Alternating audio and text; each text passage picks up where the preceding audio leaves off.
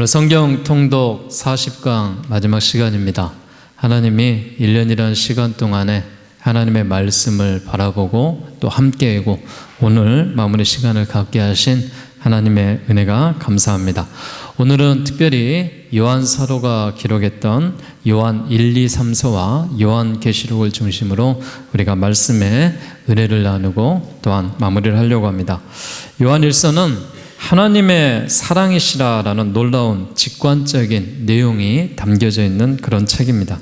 예수님의 제자 중에 가장 늦게까지 남아서 교회를 책임지고 성도들을 돌보는 사역을 감당했던 요한이 예수님에 대해서 깊이 생각하고 또 생각을 해보고 또 하나님의 은혜로 또한 하나님은 사랑이시다라는 메시지를 주고 있습니다. 요한 2서는 택하심을 받는 부녀와 그의 자녀들을 수신자로 하여서 쓰여진 책인데요, 특별히 택하심을 입은 부녀라는 말이 어떤 특정 교회를 지칭하는 은유적인 표현이라고도 하지만 보통 한 그리스도인, 한 가족에게 보내는 그런 편지로 잘 알려져 있습니다. 또한 요한 3서는 극히 개인적으로 가이오라는 사람에게 보내는 사적인 편지의 내용으로 기록되어 있고요, 요한 계시록은 이 성경의 마지막인 요한 사도가 이 밤모섬으로 유배되어서 새하늘과 새 땅에 대한 환상에 대한 내용들을 기록하고 있는 그 모습을 우리가 바라볼 수가 있습니다. 오늘 40가를 우리가 중심으로 바라보기를 원하는 것은 최후 승리의 노래를 이 주님의 이름으로 펼쳐나가는 하나님의 말씀의 끝을 이야기하고 있습니다. 특별히 사랑의 힘을 통하여서 요한 서신이 기록할 그 당시의 교회들이 많은 잘못된 가르침으로 인해서 혼란에 빠졌고 또 세계관이라든지 인생관이라든지 사고방식으로 기독교를 해석했는데 이 사랑의 능력으로 모든 것을 이겨내고 또 하나님이 주시는 그 사랑을 받는 성도들이 사랑의 능력으로 모든 것과 함께하는 그런 말씀으로 기록되어져 있습니다. 또한 요한계시록을 보면서 이 책이 종말론의 책이지만 복이 되는 책으로 이 내용을 곧장 이해하기는 삶이 어렵습니다. 하지만 이것을 읽는 자, 이것을 듣는 자, 이것을 지키는 자들이 복이 있다라고 성경은 말하면서 그리스도인의 최후 승리의 창가는 이 요한계시록에 대한 말씀들로 기록되어져 있는 것을 우리가 바라볼 수가 있는 것입니다. 이 성경에 쓰여지는 그런 이 서신들의 이 마지막 부분이 AD 약 95년경에 요한계시록이 기록되어져 있고요, 특별히 요한 1, 2, 3서의 기록은 약 AD 80년경에 기록되어져 있는 이런 성경으로 우리가 잘 알 수가 있습니다. 자, 우리가 요한 1, 2, 3서 중에 요한 1서의 내용을 먼저 보고 우리 성경 안으로 들어가도록 하겠습니다. 요한 1서 1장 1절에서 4절에 있는 말씀, 우리가 생명의 말씀으로 알고 우리가 함께 통독하며 나아가겠습니다. 말씀 한번 봉독합니다. 시작. 태초부터 있는 생명의 말씀에 관하여는 우리가 들은 바요, 눈으로 본 바요, 자세히 보고 우리의 손으로 만진 바라. 이 생명이 나타내신 바 된지라. 이 영원한 생명을 우리가 보았고 증언하여 너희에게 전하노니 이는 아버지와 함께 계시다가 우리에게 나타내신 바 된 이시니라. 우리가 보고 들은 바를 너희에게 전함은 너희로 우리와 사귐이 있게 하려 함이니 우리의 사귐은 아버지와 그의 아들 예수 그리스도와 더불어 누림이라. 우리가 이것을 쓰면 우리의 기쁨이 충만하게 하려 함이라. 아멘. 사도 요한이 지금 이야기하고 있는 것은 하나님은 사랑이시다라고 하나님에 대한 선언을 하고 있습니다. 요한 1서의 대주제는 하나님과의 사귐입니다. 이웃과의 사귐입니다. 요한은 신앙이 하나님과 사람과의 교제다라고 말합니다. 그러면서 사람과 사람의 교제다라고 이어서 이야기하죠. 교제의 완성이 사랑이라는 것입니다. 그래서 진정한 하나님과의 사귐은 우리 죄를 대신 구속하신 예수 그리스도를 통해서만 가능하다라는 것을 알 수가 있습니다. 그런데 이 사랑에는 무엇이 따르냐? 수고가 뒤따른다라고 말했습니다. 사랑은 단순한 말이 아니라 행동으로 나타나야 합니다. 그리스도를 믿는 것은 형제들에 대한 이 사랑을 실천할 때 반드시 드러나게 됩니다. 예수님의 사람의 이 사랑에도 수고가 있어야 되는 것이죠. 그래서 우리가 사랑에도 수고가 있어야 한다라고 요한이 그토록 강조하고 말하는 장면이 나옵니다. 성경 요한 1서 4장 8절에 대한 말씀 우리 한번 봉독하겠습니다. 페이지 수로 390페이지가 있네요. 요한일서 4장 8절 함께 봉독합니다. 시작. 사랑하지 아니하는 자는 하나님을 알지 못하나니 이는 하나님은 사랑이심이라. 아멘. 하나님의 그 사랑을 이야기하는 것 가운데 사랑하지 아니하는 자는 하나님을 알지 못한다. 즉 형제를 사랑하지 않는 자도 하나님을 사랑하는 것 자체가 우리가 모순이다라고 이야기를 합니다. 사도 요한은 이 편지의 말미에서 하나님께로 난 자마다 세상을 넉넉히 이긴다라고 선언을 합니다. 그래서 그들로 인하여서 하나님이 주시는 그런 교회와 잘못된 그런 가르침으로 인한 혼란 가운데 있는 자들에게 하나님이 사랑받는 성도로서 사랑의 능력으로 모든 것을 이겨내야 된다라고 말하고 있습니다. 그 밑에 5장 4절 말씀 보시기 바랍니다. 5장 4절입니다. 무릇 하나님께로부터 난 자마다 세상을 이기느니라. 세상을 이기는 승리는 이것이니 우리의 믿음이니라. 세상을 이기는 것은 믿음입니다. 믿음으로 우리가 세상을 승리할 수 있습니다. 믿음으로 인하여서 하나님께서 난 자마다 이 세상을 넉넉히 이겨나가는 것입니다. 사랑하는 여러분, 하나님이 사랑이시기 때문에 여러분도 사랑이십니다. 그래서 그 사랑을 가지고 세상에 넉넉히 이기고 세상을 이기는 그런 승리가 우리의 믿음 가운데 함께할 수 있기를 바라겠습니다. 그러면서 요한 1서에 분명히 보여주는 성경의 주제의 메시지가 있습니다. 그 메시지에 대한 말씀을 5장 11절에서 13절 말씀에 기록해 놨습니다. 함께 봉독합니다. 시작.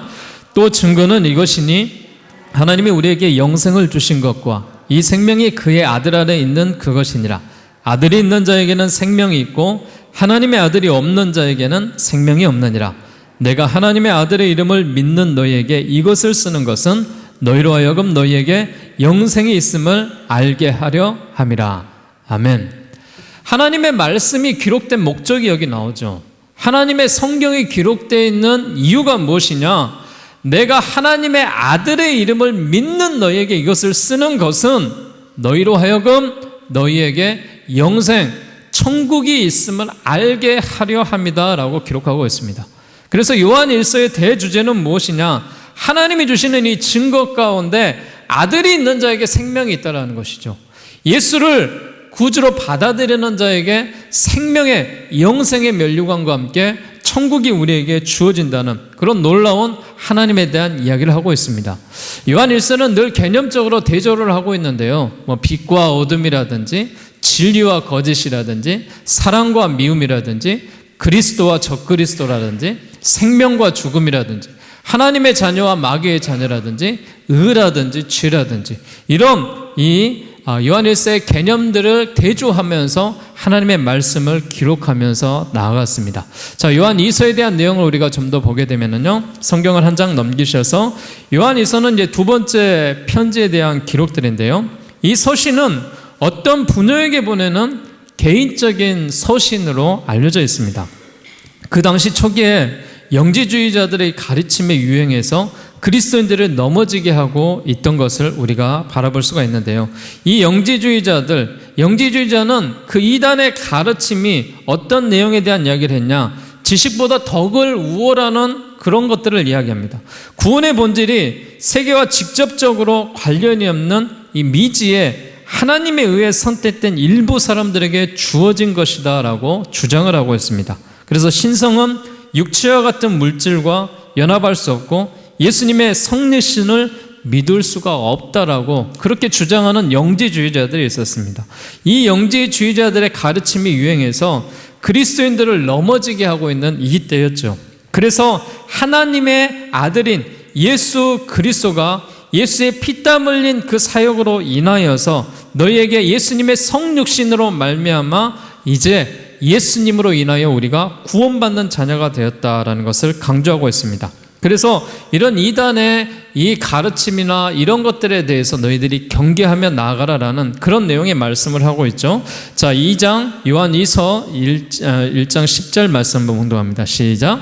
누구든지 이 교훈을 가지지 않고 너희에게 나아가거든 그를 집에 들이지도 말고 인사도 하지 말라. 그에게 인사하는 자는 그 악한 일에 참여하는 자임이라. 즉 이단들을 경계하고 그들과 함께 인사도 나누지 말라 하는 것은 그만큼의 그들과 함께 하는 것을 금지하고 있습니다. 이런 것들이 무엇이냐? 악한 일에 참여하는 자다라고 이야기하고 있습니다. 그래서 여러분, 우리가 이단의 논쟁 가운데 거했을 때 피하셔야 됩니다. 또한 그들과 함께 논쟁할 필요가 없습니다. 그들이 하나님께서 이런 심판에 대한 이런 이야기가 있을 때 하나님이 구별해 놓으실 것입니다. 그러니 여러분, 이런 논쟁 가운데 피하시고 여러분들이 그 현혹된 그런 하나님의 말씀 속에서 빠져들지 않도록 늘 주의하시기 바랍니다. 자, 요한 3서에 대한 내용을 봅니다. 요한 3서는 우리에게 주어지는 그런 말씀 속에서 우리가 잘 알고 있는 말씀 속에요, 가장 유명한 말씀 있죠. 요한 3서 1장 2절에 대한 말씀입니다. 여의도 순복음교회 조영기 목사님이 이 말씀 한 구절을 가지고 이 70만 명의 이 여의도 순복음교회 교인의 많은 사람들에게 복음을 증거했던 그 메시지의 말씀이 요한 3서 이제 1장 2절에 나와 있는 말씀인데요. 자, 한번 봉독할까요? 사랑하는 자여, 내 영혼이 잘됨 같이 내가 범사에 잘되고 강건하기를 내가 간구하노라. 아멘. 이 아름다운 축복의 말씀이요, 가이오라는 한 사람에게 사도 요한이 적어서 보낸 편지 중에 있는 내용의 말씀입니다. 당시 전도인들이 많은 어려움을 겪고 있었는데 오늘날처럼 숙박시설이라든지 어떤 그런 여행 중에 먹고 자는 문제가 해결되지 않는 그런 일이 허다했습니다. 그런데 가이오라는 분이 자신의 집을 개방하고 전도인이 올 때마다 초대해서 그들을 먹였고 그들을 재웠고 여비도 보태주어서 그들이 이제 복음을 증거할 수 있는 일에 큰 역할을 했던 그런 인물입니다. 이에 대해서 이 사도 요한이 그 소식을 듣고 가이오 집에 머문 경험 있는 전도인들이 교회 가서 가이오를 칭찬하자, 이 이야기를 듣고 사도 요한이 가이오에게 쓴 편지의 내용이 요한 3서에 대한 그런 내용입니다. 그래서 그들로 인하여서 복된 말씀으로 인하여서 말하죠. 사랑하는 자여, 내 영혼이 잘됨 같이 내가 범사에 잘되고 강건하기를 내가 간구하노라. 여러분, 우리의 영혼이 잘돼야 범사가 잘될 줄 믿으시길 바랍니다. 그래서 오늘 말씀을 듣는 우리 광남장로교회 성도들은 늘 범사의 잘됨의 축복이 위해서 영혼을 위해서 기도하고 영혼이 잘되기 위해서 하나님 앞에 늘 가까이 하는 그런 모습으로 살아갈 수 있기를 주의 이름으로 기원 드리겠습니다. 자, 이번 책의 마지막입니다. 마지막 책은 요한계시록인데요. 요한계시록은 AD 95년경에 반모성에서 유배되어 있는 이 사도 요한이 기록된 성경입니다. 자, 이 성경이요, 참 해석하기가 어렵습니다. 그리고 지금 시대에도 이 성경 요한계시록을 잘 보지 않으려고 합니다. 이유는 무엇이냐? 바른 해석이 가는 것이 참 어렵기 때문에 그렇습니다. 신학자들도 틀리고 각 교계에서도 틀리고 보는 사람마다 시각이 틀립니다. 왜 요한계시록 책이 이렇게 어렵게 기록이 되었을까요? 이유가 있습니다. 요한계시록을 이해하기 어려운 환상 가운데 이해하지 못하는 내용들로 났던 이유는 무엇이냐? 당시에 성도를 박해하고 있는 로마가 그 멸망하고 궁극적인 승리의 날이 올 것이 소망을 전하는 내용이 바로 요한계시록입니다. 즉 로마에 있는 식민지 가운데 그들이 그 어려움을 당하고 있는 이 상황 속에서 해방되어 가고 그걸로 인하여서 너희들이 이제 자유함을 누리고 왕으로 인하여서 재림 예수로 인하여서 예수로 인하여서 승리가 임할 것이다라는 그리스도인의 승리의 창가가 들어가 있습니다. 그렇기 때문에 이 내용에 대한 말씀들이 그리스도인들 뿐만이 아니라 로마인들이 보고 있습니다. 그렇기 때문에 이 로마인들이 이 성경을 읽어도 이해가 되지 않는 어떤 어려운 비유들을 쓰고 있는 거예요. 그래서 당시에 이런 어려운 비유들을 쓰고 있기 때문에 무엇이냐? 요한계시록을 바라보는 자체가 어렵습니다. 해석하기가 힘듭니다.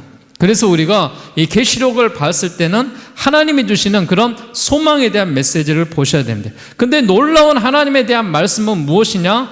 이 성경 가운데 하나님이 쓰여놓은 기록에 대한 내용이 있습니다. 자, 1장 3절 보시기 바랍니다. 자, 시작. 이 예언의 말씀을 읽는 자와 듣는 자와 그 가운데 기록한 것을 지키는 자는 복이 있나니 때가 가까움이니라. 자, 이 말씀을 잘 보세요. 이 말씀을 읽는 자, 이 말씀을 듣는 자, 그 가운데 기록된 것을 지키는 자가 무엇이 있다? 복이 있다라고 말하고 있습니다. 여러분, 요한계시록의 말씀을 읽어야 돼요. 요한계시록의 말씀을 들어야 돼요. 그리고 이 말씀 속에서 기록된 내용들을 지켜나가면서 우리가 써야 됩니다. 하나님이 주시는 이런 모습 속에서 이제 이 22장에 대한 이 말씀으로 기록되어 있는 이 성경이지만은 우리가 참 이해하기 힘든 내용들이 참 많아요. 비유들이 너무 많아요. 그걸로 인하여서 또 현혹되어져 가고 있는 이단의 무리들이 이 성경을 가지고 계속해서 사용하면서 사람들을 이제 현혹하게 만드는 그런 일이 너무나도 많습니다. 여러분, 제가 이 말씀들 한 말씀 한 말씀 보면서요, 제가 짚어드릴 텐데, 이 말씀 속에서 여러분 이단을 경계하고 빠지지 않도록 여러분들이 늘 조심하고 또 하나님이 주시는 그런 모습 가운데 살아갈 수 있기를 바랍니다. 요한계시록은 그래서 그리스도인들로 인하여서 승리의 창가가 기록되어 있는 그 말씀이 요한계시록입니다. 예수 그리스도의 승리는 그분의 십자가에서 이미 성취되었죠. 그래서 이제 그리스도인 스스로의 승리만이 남아있는 것입니다. 하나님께서 친히 교회들을 지키시고 보호하지만은 이 말씀을 주신 이유는 교회들이 복을 받게 하기 위해서였습니다. 이 말씀은 그리스도인 각자와 교회가 성실하게 그 마음을 지킴으로써 마지막 때에 승리하기 위해서 하나님이 주시는 마지막 그 사랑의 메시지, 요한이 그가 알지 못하는 그 세계에 하나님께서 부르셔서 그에게 승리의 노래를 미리 건네는 그런 내용이 기록되어 있습니다. 왜냐하면 지금 사도 요한의 그 나이가 거의 100세에 가까운 나이였고, 거의 이 기록이 되었을 시대가 AD 95년이면은요, 예수님의 제자들을 비롯해서 모든 사도들이 다 없고 죽을 때입니다. 마지막으로 남아있는 예수님의 제자 사도 요한에게 내가 본 것, 지금 있는 일, 장차 일어날 일을 너에게 기록하여 명하겠다라는 하나님의 메시지가 나옵니다. 자, 1장 19절 말씀 보세요. 자, 1장 19절 말씀에 계시록이 이렇게 말합니다. 시작. 그러므로 내가 본 것과 지금 있는 일과 장차 될 일을 기록하라. 예. 이 주님께서 이런 사도 요한에게 이런 메시지를 주는 것이죠. 그래서 하나님의 말씀에 따라 요한이 환상을 통해서 본 성령의 계시들에 대한 내용을 그가 아시아의 7 교회들에게 먼저 비유로서 말씀하는 그런 예언의 말씀들이 있는 것을 볼 수가 있습니다. 자, 아시아의 7 교회는 이렇게 되어 있습니다. 아시아의 7 교회는 에베소 교회, 서머나 교회, 버가모 교회, 두가디라 교회, 사대 교회, 빌라델비아 교회, 라오디게아 교회, 이렇게 해서 아시아의 7 교회들에게 서신들에 대한 내용과 그들의 칭찬과 잘못된 것들을 지적하고 있는 내용을 볼 수가 있습니다. 자, 에베소 교회는요, 우리가 나중에 이제 7 교회에 대한 그 말씀들을 한번 깊이 들어가면 좋을 것 같아요. 근데 오늘은 이론적인 것과 어떤 특징적인 것들만 보고 넘어가도록 하겠습니다. 에베소 교회의 특징이 무엇이냐? 전통적인 교회입니다. 전통이 오래된 교회예요. 그래서 그들에게 칭찬하는 것은 뭐냐? 너희가 선행과 인내와 악에 대한 배격과 교회의 질서를 확립하고 주를 위해서 성실하게 살아났다라는 것이죠. 그런데 이 전통교회에 책망하는 메시지가 있어요. 무엇을 책망하냐? 너희가 첫사랑을 잃어버리고 퇴보하는구나. 그래서 안타까운 심정을 가지고 에베소 교회를 향하여 너희의 처음 사랑이 식어지지 않도록 회복되도록 그가 당부하고 있는 그런 메시지가 담겨져 있습니다. 자, 서머나 교회는요, 가난하지만 부유한 교회였습니다. 서머나 교회는 이 가난하지만 부유한 교회로 인하여서 어떤 칭찬을 주시냐? 너희가 영적인 부를 누려가고 있구나라는 그런 칭찬을 주셔요. 그래서 서머나 교회와 같은 칭찬 듣는 교회에게 무엇을 약속했습니까? 생명의 면류관을 약속했던 것을 우리가 볼 수가 있습니다. 자, 버가모 교회는요, 우상을 숭배했던 교회입니다. 이 우상을 숭배했던 교회에 그들에게도 칭찬이 있었어요. 어떤 칭찬이 있었냐? 고난과 순교의 위기에서 믿음을 굳게 지켜나갔던 무리들이 그 안에도 있었다라는 것이죠. 그렇지만은 이런 우상 숭배와 부도덕을 교회가 허용함으로 인하여서 이 일로 인하여서 책망을 하기 시작하는 것은 뭐냐? 발람과 또 니골라당의 이 교훈을 쫓아서 우상을 섬기는 이들이 있었다라는 것이죠. 그래서 우상을 섬기는 이 부도덕된 허용된 교회가 잘못이다라고 사도 요한이 지적을 하고 있는 것입니다. 자, 이후에 사대교회가 나옵니다. 이 사대교회는요, 살았다는 이름만 가진 교회예요. 쉽게 말하면은 있으나 마나 한 교회처럼 죽어가는 그런 죽어있는 상태의 교회예요. 하나님께서 이極도의 형식적인 주의와 영적인 무기력함으로 인하여서 행함이 없는 믿음이 있는 그런 교회를 사대교회를 칭하고 있습니다. 그래서 이런 사도교회와 같은 책망이 있는 그런 교회를 지적하고 있는 것입니다. 그러면서 이제 빌라델비아의 교회 나오죠. 이 빌라델비아의 교회는 무엇입니까? 연약하지만 충성스러운 그런 교회로 잘 알려져 있습니다. 그래서 그들에게는 이 칭찬하는 그런 모습 속에서 적은 능력으로도 철저하게 순종하고 있는 그런 모습 속에서 말씀을 지키고 배반치 않는 너의 교회를 칭찬하는 것을 볼 수가 있습니다. 가운데 우리가 두아디라 교회, 그리고 또 이제 버가모 교회, 또 사대 교회, 그렇게 이 말씀들에 나와 있는 모습 속에서 우리가 나왔는데요. 마지막에 이제 라오디게아 교회가 나옵니다. 라오디게아 교회는 어떤 교회입니까? 부유하거나 가난한 교회를 지칭할 때 라오디게아 교회를 이야기합니다. 그러면서 그들에게 잘못된 지적을 말하는 것은 너희가 너무 미지근하다, 너무 교만하다, 영적으로 가난하다, 영적인 수치와 영적인 소경이 너희 가운데 있구나라고 말하면서 이 미지근한 상태에서 벗어나라라는 것을 강조하면서 이야기했던 것을 볼 수가 있습니다. 바로 소아시아에 개척된 7교회 보내는 예수님의 메시지가 소개되어 있는 이 장면들이 지금 계시록 1장에서 3장에 나와 있는 말씀으로 기록되었다라는 것을 우리가 바라볼 수가 있습니다. 자, 이제 계시록 4장으로 한번 넘어가서요, 20장까지 어떤 계시에 대한 환상에 대한 이 요한이 하늘나라에 올라가서 그 보좌에 앉으신 예수님을 만나고 바라봤던 그런 내용들에 대한 기록이 나와 있습니다. 하늘에서 요한이 올라오라고 하는 그 명령 가운데 음성을 듣고 요한이 본 하늘에 십자가에 죽으시고 부활하셔서 하늘에 올라가신 이가 보좌에 앉으셨고 그 주변에는 무엇이 있냐? 네 생물이 있고 24장로가 있었습니다. 그들은 밤낮 쉬지 않고 하나님께 찬양을 드리고 있으면서 그들이 이런 하나님의 찬양을 했습니다. 자, 4장 8절입니다. 4장 8절 말씀 한번 봉독합니다. 시작. 네 생물은 각각 6날개를 가졌고 그 안과 주위에는 눈들이 가득하더라. 그들이 밤낮 쉬지 않고 이르기를 거룩하다, 거룩하다, 거룩하다. 주 하나님 곧 전능하신 이여 전에도 계셨고 이제도 계시고 장차 오실 이시라 하고 되어 있습니다. 그들이 찬양하는 것은 어떤 내용이었어요? 거룩하다, 거룩하다, 거룩하다라고 찬양을 했던 그 모습을 볼 수가 있습니다.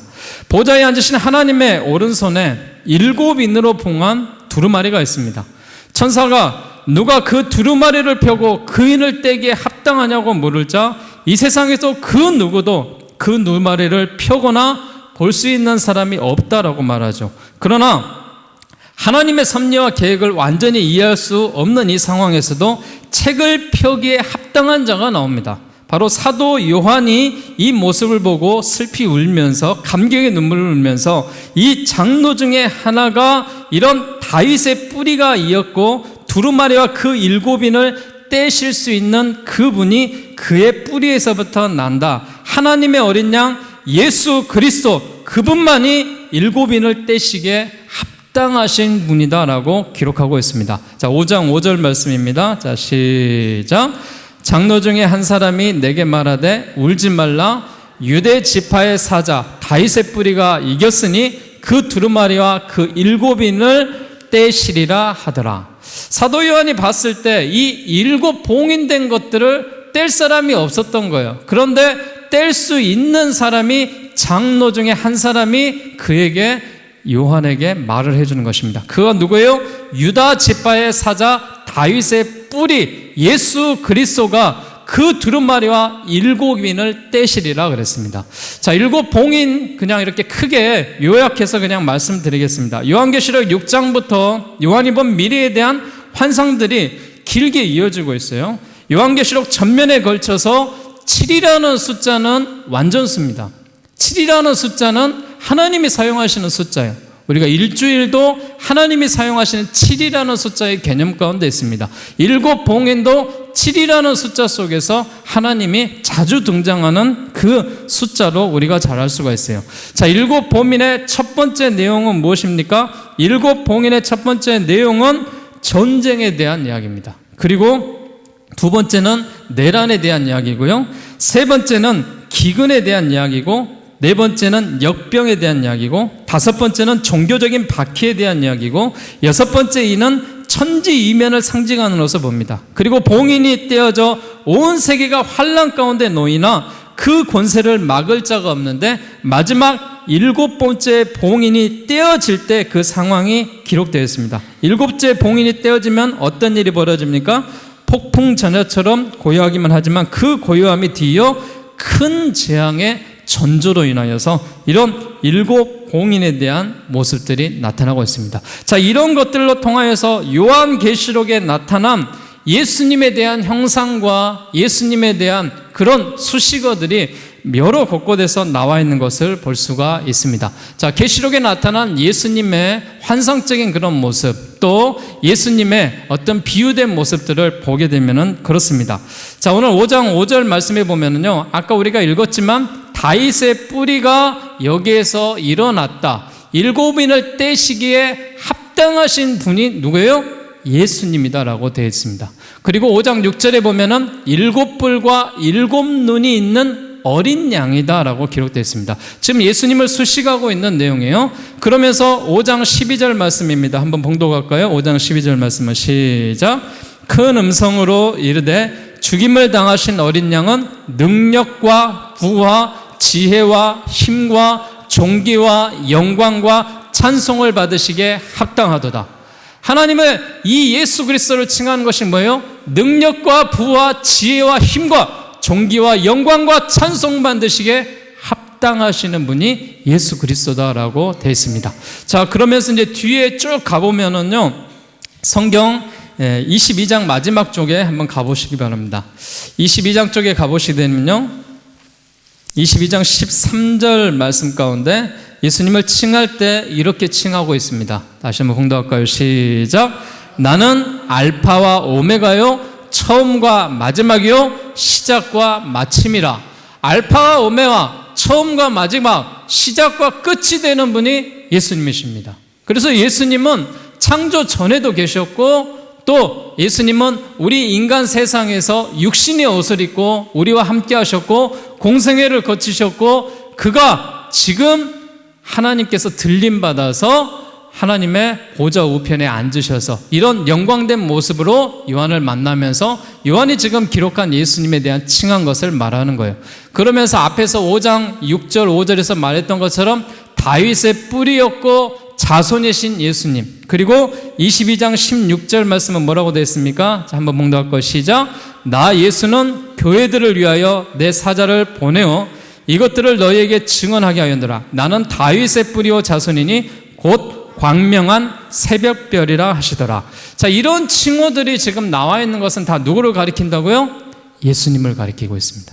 예수님을 가리키는 이런 칭호들을 우리가 보면서 이제 일곱째인 일곱 나팔, 일곱 천사, 일곱 개에 대한 그런 여러 가지 일들에 대한 해석과 그런 열림과 그런 내용들이 쭉 기록되어 있던 것을 볼 수가 있습니다. 자, 요한계시록 12장에 여러분 한번 가보시기 바랍니다. 자, 요한복음 12장에 보면은 여자와 용에 대한 그런 비유가 나오는 것을 볼 수가 있어요. 자, 이 용에 대한 이 비유를 우리가 보면서 그들이 나타나고 있는 이 용으로 대변하는 것은 뭐냐?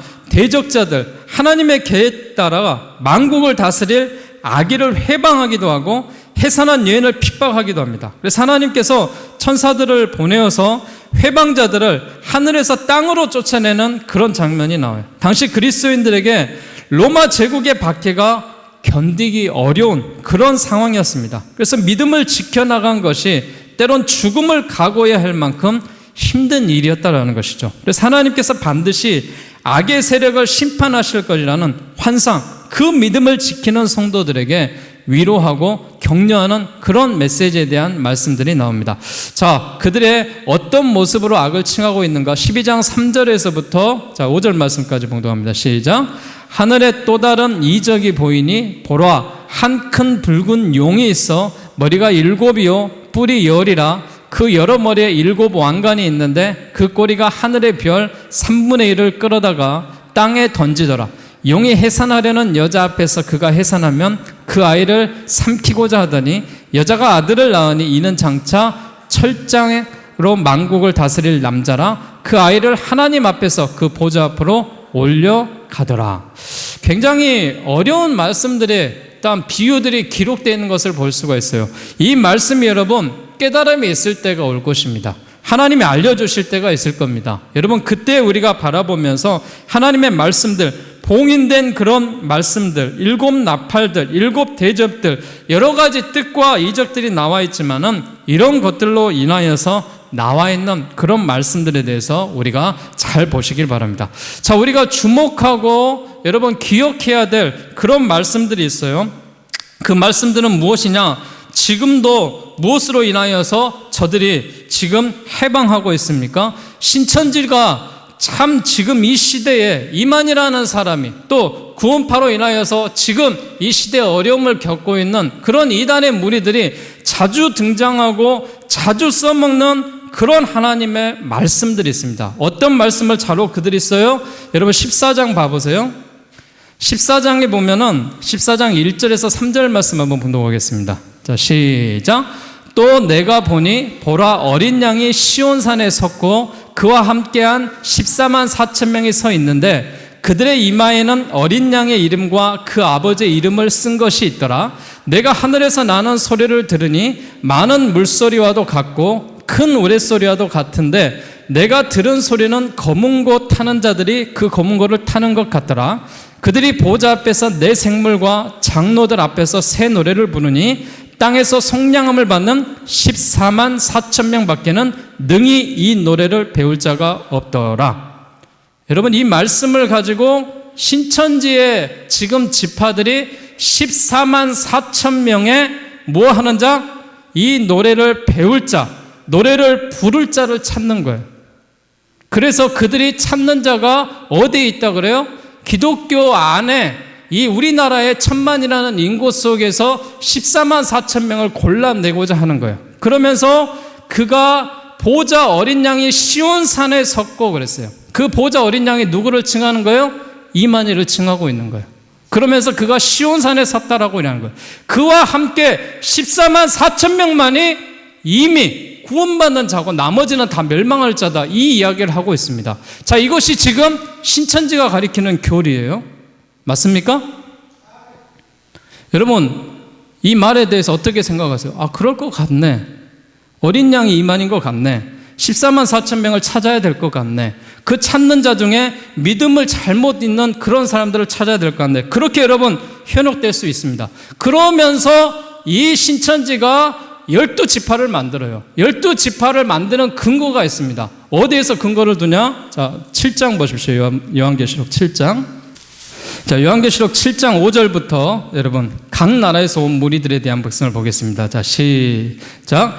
유다 지파 중에 인침을 받은 자가 1만 2천이요 르우벤 지파 중에 1만 2천이요 갓 지파 중에 1만 2천이요 아셀 지파 중에 1만 2천이요 납달리 지파 중에 1만 2천이요 므낫세 지파 중에 1만 2천이요 시므온 지파 중에 1만 2천이요 레위 지파 중에 1만 2천이요 이사갈 지파 중에 1만 2천이요 스불론 지파 중에 1만 2천이요 요셉 지파 중에 1만 2천이요 베냐민 지파 중에 인침을 받은 자가 1만 2천이요 이후에 내가 보니 각 나라와 족속과 백성과 방언에서 아무도 능히 셀 수 없는 큰 무리가 나와 흰 옷을 입고 손에 종려가지를 들고 보좌 앞에 어린 양 앞에 서서 큰 소리로 외쳐 이르되 구원하심이 보좌에 앉으신 우리 하나님과 어린 양에게 있도다.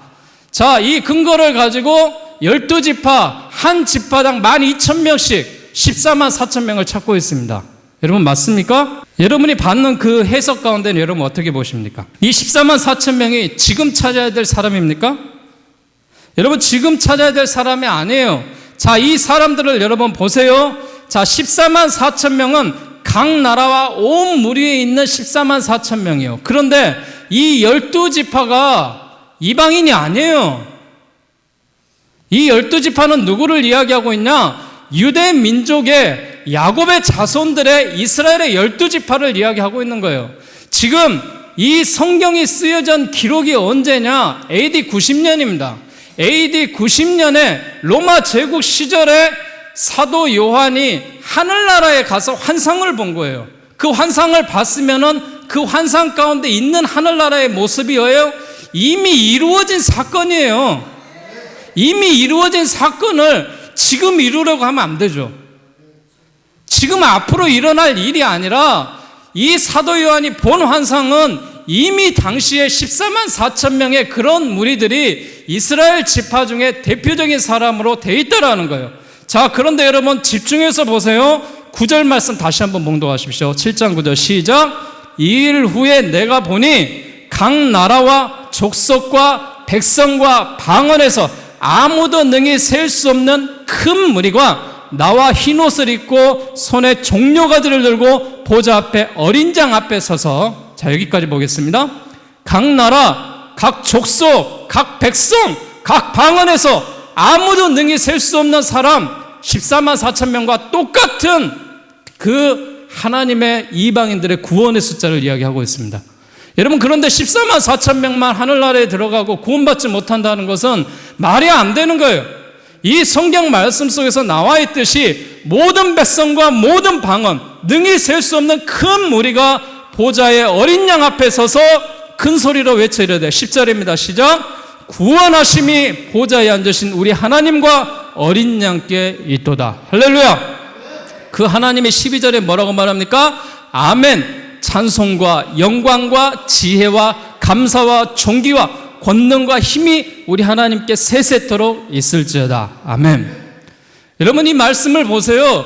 과거 구약에 있는 말씀이고 지금 앞으로 우리나라에서 14만 4천 명을 찾으라는 이야기가 아니에요. 왜 우리나라에서 14만 4천 명을 찾는 거예요? 우리나라는 이방인들이에요. 이방인 가운데 구원이 임한 거라고요. 여러분, 이 모습 속에서 여러분 우리가 바로 아셔야 돼요. 그런데요, 특히 여러분, 여자들은 절대 구원 못 받습니다. 신천지 가면. 왜 그런지 아세요? 자, 성경 보세요. 자, 성경 14장 다시 가보시기 바랍니다. 자, 14장 4절 말씀, 자, 함께 봉독합니다. 시작. 이 사람들은 여자와 더불어 더럽히지 아니하고 순결한 자라, 어린 양이 어디로 인도하든지 따라가는 자며 사람 가운데서 속량함을 받아 처음 익은 열매로 하나님과 어린 양께 속한 자들이니 그 입에 거짓말이 없고 흠이 없는 자들이더라. 자, 14만 4천 명이 누구를 지금 표현하고 있어요? 14만 4천 명이, 이 사람들은 여자와 더불어 더럽히지 아니한 순결한 자. 여자가 들어있어요, 안 들어있어요? 안 들어있어요. 여자들은 구원 못 받아요, 신천지 가면은. 그런데 여자가 더 많더라고. 이 말씀에 여러분 모순이 있잖아요. 이 성경을 여러분 보세요. 저들이 말하는 14만 4천 명이라면은 여자는 포함될 수가 없는 거예요. 그리고 순결한 자, 어린 양이 어디로 인도하든지 따라가는 자고 사람 가운데 속량받아 처음 익은 열매로 하나님과 어린 양에 속한 자들, 그 입에 거짓말이 없고 흠이 없는 자들 14만 4천 명만 구원받게 되어 있습니다. 여러분, 이것은 이미 이스라엘 백성 중에 12지파에서 14만 4천 명을 구별해낸 거예요. 지금 찾고자 하는 사람들이 아니라고요. 여러분, 현혹되지 마십시오. 이미 예수 그리스도가 이 땅에 내려옴으로 말미암아 당신이 십자가에 짊어지시고 모든 사람에게 구원이 임한 줄 믿으시기 바랍니다. 여러분, 이것이 우리가 지켜나가야 될 말씀의 믿음의 법칙들입니다. 하나님의 말씀을 현혹되지 마세요. 하나님의 말씀으로 인하여서 깨달음이 있을 때 하나님의 은혜 가운데 이런 은혜가 우리에게 다가오는 것입니다. 그러면서 천년에 대한 그런 이야기들, 여러 가지 역사에 대한 이야기를 하고 있습니다. 자, 결론 쪽에 대한 말씀들을 하겠습니다. 자, 성경 말씀 제일 마지막으로 우리 가도록 하겠습니다. 21장입니다. 자, 이런 일들이 일어나고 20장에 천년왕국, 뭐 전천년설, 후천년설 많이 있는데, 이런 천년의 왕국이 있고 사단이 패망하고 큰 보좌의 심판이 내린 후에 새 하늘과 새 땅이 임하게 됩니다. 21장 5절입니다. 시작. 보좌에 앉으신 이가 이르시되 보라 내가 만물을 새롭게 하노라 하시고 또 이르시되 이 말은 신실하고 참되니라 기록하라. 자, 내가 만물을 새롭게 하는 새 하늘과 새 땅을 하나님께서 예수 그리스도를 통하여서 이루십니다. 그래서 세상에 어느 누구에 말할 수 있는 그런 모습 속에서 하나님 한 분이 만물을 새롭게 할 수 있는 것입니다. 하나님께서 아름답게 지으신 그 작품 새 예루살렘의 그 광경이 펼쳐지고 있고, 요한이 보기에 이 새 예루살렘은 태초에 천지를 창조하고 기뻐하셨던 하나님의 그 마음이 온전히 성취되고 회복되는 그런 순간입니다. 이 온갖 우주 만물에 깃든 하나님의 기쁨을 상상할 수가 있는 것이죠. 소망이 우리 안에 만들어지는 것이 아니라 오직 요한계시록의 마지막 본문을 보여주시는 새 하늘과 새 땅에 대한 예언이 이미 구약의 예언자들을 통해 주셨던 그런 환상입니다. 하나님께서 이 오랜 역사를 통하여서, 약속을 통하여서 반드시 지켜나갈 것이라는 그 약속에 대한 메시지를 하고 있습니다. 그러면서 21장 22절 23절 같이 봉독합시다. 시작. 그 성은 해나 달의 비침이 쓸데없으니 이는 하나님의 영광에 비치고 어린 양이 그 등불이 되심이라. 만국이 그 빛 가운데 다니고 땅의 왕들이 자기 영광을 가지고 그리로 들어가리라. 새 하늘과 새 땅 그곳에 새 예루살렘에는 더 이상 볼 수 없는 것들이 있습니다. 성전이 그러했고 해와 달도 그러했습니다. 하나님과 어린 양 되신 예수께서 성전이 되실 뿐만이 아니라 영광으로 비치는 등불이 되기 때문에 이제 더 이상 하나님에 대한 비유와 상징들이 필요 없게 된 것이죠. 요한계시록이 상당히 여러분 어려운 책이에요.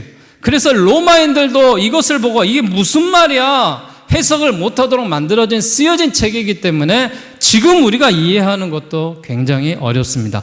자, 우리가 이 시간에 창세기와 요한계시록 잠깐 여러분 비교하고 넘어가 볼까요?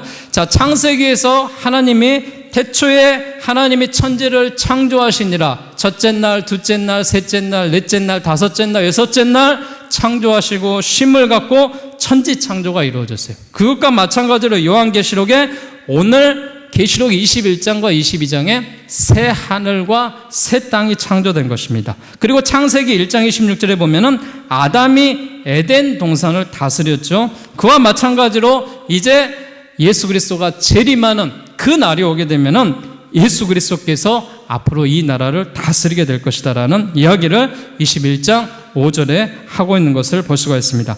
그리고 창세기 2장은 생명나무와 건리된 그런 이야기가 나오고요. 또한 이 계시록 22장에는 생명나무를 볼 수 있습니다.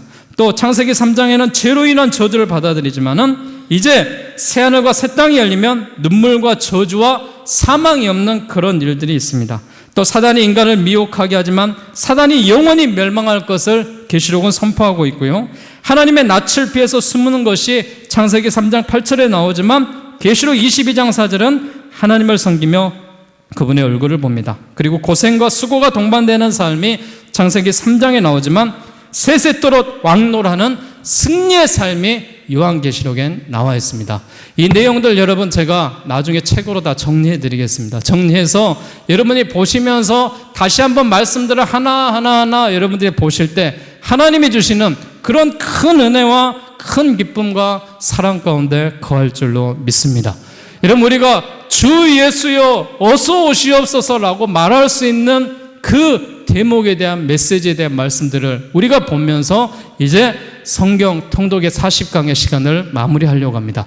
마지막으로 이 모든 것을 증언하고 확신하는 그런 말씀들에 대한 선포를 하고 있습니다. 하나님과 영원히 함께하는 삶, 그것이 천국의 기쁨으로서 함께하는 것입니다. 이제 고난을 이기고 승리한 성도들이 이곳에서 하나님의 영광을 보고 하나님의 권세를 가지고 존귀한 삶을 이제 살아가게 될 것입니다. 사랑하는 여러분, 이제 하나님을 사랑하는 마음, 하나로 신앙의 절개를 지킨 사람들에게 하나님께서 새 하늘과 새 땅과 새 나라를 우리에게 선물로 주실 것입니다. 그때는 언제 이루어질지 성경은 기록하지 않고 있습니다. 그때와 그 시기는 아무도 알 수 없습니다. 그렇지만 우리는 이렇게 믿음으로 고백할 수 있기를 바라겠습니다. 자, 계시록 마무리 22장 20절 21절 말씀 봉독하고 메시지를 마치겠습니다. 시작. 이것들을 증언하신 이가 이르시되 내가 진실로 속히 오리라 하시거늘 아멘. 주 예수여 오시옵소서. 주 예수의 은혜가 모든 자들에게 있을지어다. 아멘. 여러분, 주님이 말씀하십니다. 내가 진실로 속히 오리라. 여러분, 이 메시지로 무엇이라고 우리가 고백해야 돼요? 아멘. 주 예수여 오시옵소서. 자, 한번 해볼까요? 제가 주님의 말씀을 대언합니다. 내가 진실로 속히 오리라. 아멘. 주 예수의 은혜가 모든 자 성도들에게 하나님의 그 축복의 말씀으로 인하여서 영원토록 있기를 주의 이름으로 축원합니다. 기도하겠습니다.